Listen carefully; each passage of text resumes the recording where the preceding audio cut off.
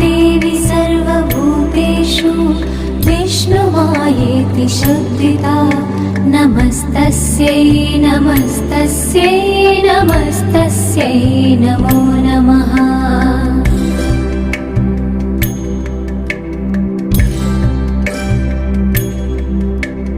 या देवी सर्वभूतेषु चेतनेत्यभिधीयते नमस्तस्यै नमस्तस्यै नमस्तस्यै नमो नमः।